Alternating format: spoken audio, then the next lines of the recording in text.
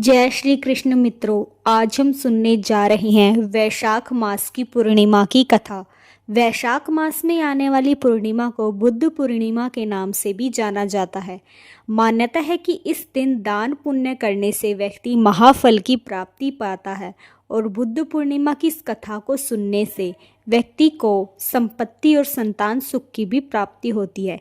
इसलिए मित्रों, इस कथा को अंत तक सुनिएगा, क्योंकि माना जाता है कि इस कथा की महिमा के बारे में माँ यशोदा को भगवान श्री कृष्ण ने स्वयं बताया था। इसलिए इस कथा को अंत तक सुनने से इसका पूरा फल प्राप्त होता है।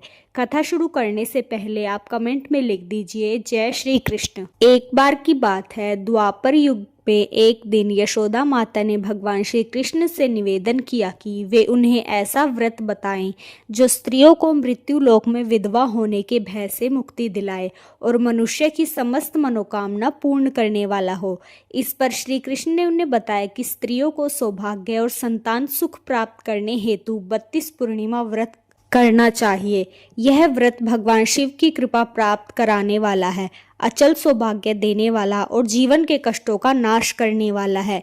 यशोदा जी ने जिज्ञासा प्रकट की कि इस व्रत को मृत्यु लोक में सबसे पहले किसने किया था। तब श्री कृष्ण ने इस पूर्णिमा की कथा सुनाना आरंभ किया। आज वही कथा हम सुनने जा रहे हैं। कथा के अनुसार प्राचीन काल में पृथ्वी पर कातिका नाम की एक समृद्ध नगरी थी, जहां चंद्रहास नामक राजा राज्य करता था। वहीं एक धनेश्वर नाम का ब्राह्मण अपनी सुंदर और गुणी पत्नी रूपवती के साथ निवास करता था।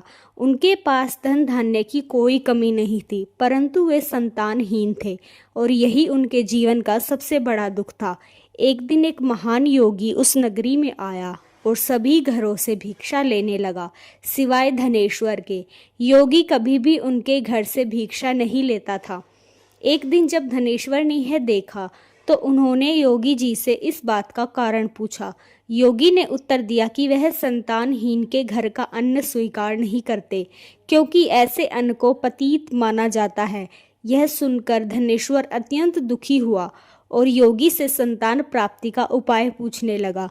योगी ने उसे देवी चंडी की उपासना का मार्ग बताया और कहा कि वह वन में जाकर व्रत एवं साधना करे। धनेश्वर ने यह बात अपनी पत्नी को बताई और वन में तप करने चला गया। 16 दिन की कठोर साधना के बाद देवी चंडी ने स्वप्न में दर्शन देकर धनेश्वर को वरदान दिया कि उसे संतान की प्राप्ति होगी, लेकिन उसकी आयु केवल 16 वर्ष होगी। यदि वे दोनों पति पत्नी 32 पूर्णिमाओं का विधि पूर्वक व्रत करें और आटे के दीपक बनाकर शिवजी का पूजन करें, तो ही वह संतान दीर्घायु होगा। प्रातःकाल धनेश्वर ने एक आम के वृक्ष पर सुंदर फल देखा, परंतु वह फल तोड़ नहीं पा रहा था। तब उसने श्री गणेश का स्मरण किया। गणेश जी की कृपा से वह फल प्राप्त कर घर लौट आया और अपनी पत्नी रूपवती को वह फल खाने को दिया। स्नान और शुद्ध आचरण के बाद फल ग्रहण करने से रूपवती गर्भवती हो गई। समय पर उन्होंने एक सुंदर संतान को जन्म दिया, जिसका नाम उन्होंने देवीदास रखा। बालक चंद्रमा की तरह उज्जवल, बुद्धिमान और सुशील था। उसकी माता ने देवी के आदेश अनुसार 32 पूर्णिमाओं का व्रत आरंभ कर दिया। जब वह 16 वर्ष का होने लगा, तब माता पिता को उसकी आयु की चिंता सताने लगी। उन्होंने योजना बनाई कि देवीदास को काशी विद्या अध्ययन के लिए भेजा जाए। इसके लिए उन्होंने अपने भाई देवीदास के मामा को साथ भेजा और संतान को काशी भेज दिया, परंतु उन्होंने किसी को भी उसकी अल्पायु की बात नहीं बताई थी।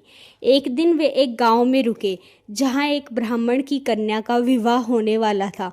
कन्या ने देवीदास को देखकर उसके विवाह करने की इच्छा जताई। देवीदास ने अपनी अल्पायु की बात उस कन्या को बता दी, लेकिन कन्या ने कहा कि उसकी गति देवीदास के साथ ही बंधी है। विवाह के पश्चात देवीदास ने पत्नी को एक अंगूठी और रुमाल देकर एक पुष्प वाटिका बनाने को कहा और बताया कि जब वह मरेगा तब वाटिका के फूल मुरझा जाएंगे और जब वह जीवित होगा तो वे फिर से हरे हो जाएंगे। काशी में पढ़ाई करते समय एक रात काल प्रेरित होकर एक सर्प देवीदास को डसने आया, परंतु 32 पूर्णिमा व्रत के प्रभाव से वह सफल नहीं हो पाया। फिर स्वयं काल आया और प्राण हरने का प्रयास करने लगा, जिससे देवीदास बेहोश होकर गिर पड़ा। तभी वहां भगवान शिव और माता पार्वती प्रकट हुए। माता ने शिवजी से प्रार्थना की कि व्रत के प्रभाव और माता के पुण्य के कारण देवीदास को जीवन दान दिया जाए। शिवजी ने उसे पुनः जीवन दान प्रदान किया। उधर उसकी पत्नी पुष्प वाटिका को देखती रही। जब फूल नहीं मुरझाए तो वह आश्चर्य में पड़ गई। बाद में जब वाटिका फिर से हरी भरी हो गई तो वह समझ गई कि उसका पति जीवित है।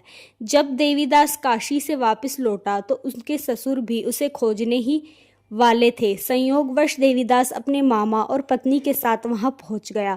सभी ने उसे पहचान लिया और खुशी से उसका स्वागत किया। देवीदास अपने परिवार के साथ अपने नगर लौट आया। उसके आगमन की खबर सुनकर उसके माता पिता अत्यंत हर्षित हुए और उन्होंने उसका भव्य उत्सव मनाया। अंत में श्री कृष्ण यशोदा माता से कहते हैं कि धनेश्वर को संतान रत्न, उसकी दीर्घायु और कुल की रक्षा केवल 32 पूर्णिमा व्रत के प्रभाव से ही संभव हो पाई है। जो भी मनुष्य श्रद्धा से इस पूर्णिमा व्रत को करता है और यह कथा सुनता है, वह जन्म जन्म के पापों से मुक्त होकर सुख, समृद्धि और सौभाग्य प्राप्त करता है। तो मित्रों, यह थी वैशाख पूर्णिमा, बुद्ध पूर्णिमा की व्रत कथा। अगर आपको यह कथा पसंद आई हो तो हमारे चैनल को सब्सक्राइब करके कमेंट ज़रूर कीजिए और अगली वीडियो आप किस विषय पर देखना चाहेंगे यह भी हमें बताइए। धन्यवाद।